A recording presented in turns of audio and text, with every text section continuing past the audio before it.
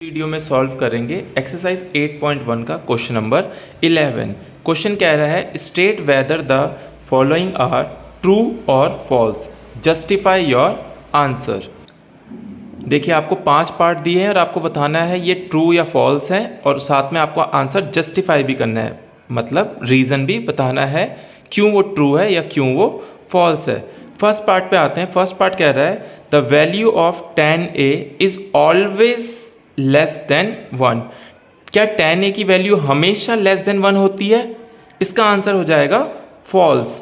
अब हमें जस्टिफाई भी करना है क्यों मैं कह रहा हूँ फॉल्स। यहाँ पर लिखा है जस्टिफाई, इसके पीछे रीज़न देखिए। अगर मैं एक ट्राइंगल लेता हूँ ऐसा राइट एंगल ट्राइंगल ABC, अगर मैं एक ट्राइंगल ले लेता हूँ ABC, जहाँ पर मैं अपनी ले लेता हूँ परपेंडिकुलर, जहाँ पर मैं इसे ले लेता हूँ 12, बेस ले लेता हूँ मैं 5, इस एंगल ले लेते हैं इस एंगल C, और ये देखिए आप पाइथागोरस थ्योरम से अगर निकालेंगे तो ये साइड आ जाएगी आपकी 13, राइट। तो इस केस में tan C जरा निकाल के देखते हैं। देखिए tan निकाल के देखिए, या तो अच्छा सॉरी ऊपर tan A बोला है तो एक पल के लिए इसे A मान लीजिए और इसे C मान लीजिए। हमें जस्टिफाई करना है।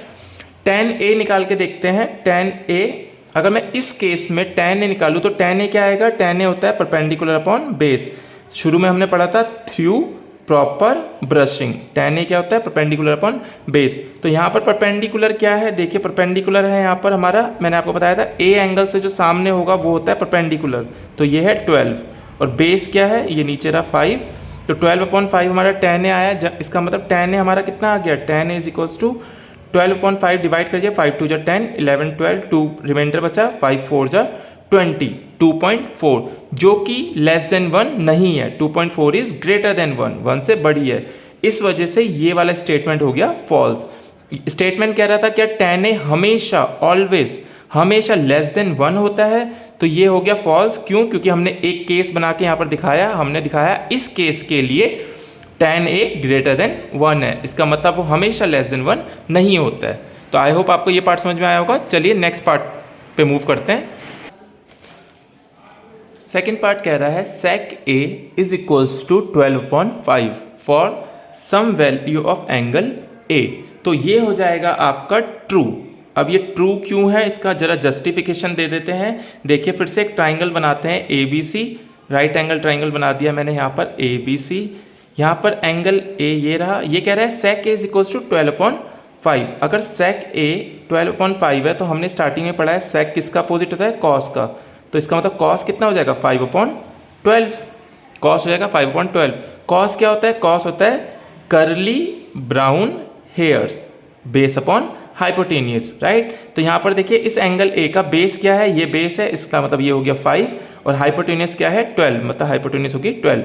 इस केस में अगर आप पाइथागोरस थ्योरम यूज करके परपेंडिकुलर निकालेंगे, कैसे निकालेंगे? BC square is equals to 12 का स्क्वायर प्लस 5 का स्क्वायर। आप पाइथागोरस थ्योरम यूज करिएगा, हमने स्टार्टिंग में पढ़ा है पाइथागोरस थ्योरम। तो ये आ जाएगा √119, जिसे सॉल्व करके लगभग आता है आपका 10.9 समथिंग।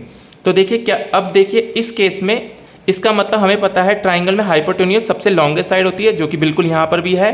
12 सबसे लॉन्गेस्ट साइड है, ये 10.9 है और ये 5 है। इसका मतलब ये वाली value sec A is equal to 12/5 possible है, इसलिए आंसर हो गया ट्रू, राइट। आई होप ये समझ में आया होगा। चलिए थर्ड पार्ट पे चलते हैं। थर्ड पार्ट कह रहा है cos A is the abbreviation use for cosecant of angle A।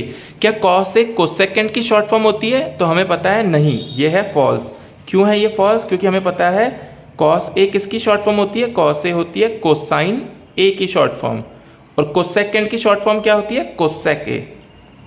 Cosecant की शॉर्ट फॉर्म होती है कोसेक A। तो इसलिए ये आंसर हो गया आपका फॉल्स, क्योंकि cos A कोसेकेंट की एब्रीविएशन नहीं है। cos A किसकी शॉर्ट, cos A किसके लिए शॉर्ट में लिखते हैं? कोसाइन A के लिए, राइट। तो चलिए फोर्थ पार्ट पे मूव करते हैं। इसके बाद फोर्थ पार्ट कह रहा है cot A is the product of cot and A। क्या cot A का मतलब cot मल्टीप्लाई बाय A है? cot मल्टीप्लाई बाय A नहीं, ये ऐसा नहीं है। इसका आंसर हो जाएगा फॉल्स। क्यों? क्योंकि cot A अपने आप में एक पूरी टर्म है, ये सिंगल टर्म है। cot A एक ही टर्म है, राइट। इसमें देखिए अगर मैं ऐसे लिखूं 4 cot a, इसका मतलब होता है इसमें हम कह सकते हैं 4 multiply by cot a। cot a अपने आप में एक टर्म है, इसको कह सकते हैं 4 मल्टीप्लाई बाय cot a। लेकिन cot a को हम ऐसे नहीं कहते कि cot मल्टीप्लाई बाय a, ये अपने आप में एक पूरी टर्म है, इसलिए ये आंसर हो गया फॉल्स। चलिए नेक्स्ट पार्ट देखते हैं जरा, फिफ्थ पार्ट कहता है sine theta is equals to 4/3 for some angle theta. करके देख लेते हैं। देखिए एक ट्राइंगल बना लेते हैं फटाफट। साइन थीटा कितना दिया है, अगर ये एंगल मैं ले लूँ थीटा, साइन थीटा वो कह रहा है 4/3। साइन क्या होता है हमें पता है, सम पीपल है, यानी कि परपेंडिकुलर अपॉन हाइपोटेन्यूज। तो इस एंगल, इसमें परपेंडिकुलर है ये वाली साइड, परपेंडिकुलर हो गया 4, हाइपोटेन्यूज हो गया ये वाली साइड 3। देखिए ये सामने ही ये आंसर गलत है, क्योंकि हाइपोटेन्यूज हमेशा लॉन्गेस्ट साइड होती है, सबसे बड़ी साइड, पर यहाँ पर तो हाइपोटेन्यूज इससे छोटी हो गई, तो ऐसा पॉसिबल नहीं है, इसलिए ये आंसर हो गया आपका फॉल्स। आप रीजन लिख सकते हो because hypotenuse is the longest side, और ऐसा पॉसिबल नहीं है, राइट। तो आई होप आपको ये क्वेश्चन समझ में आया होगा। नेक्स्ट वीडियो में मिलते हैं नेक्स्ट एक्सरसाइज के लिए। Thank you so much.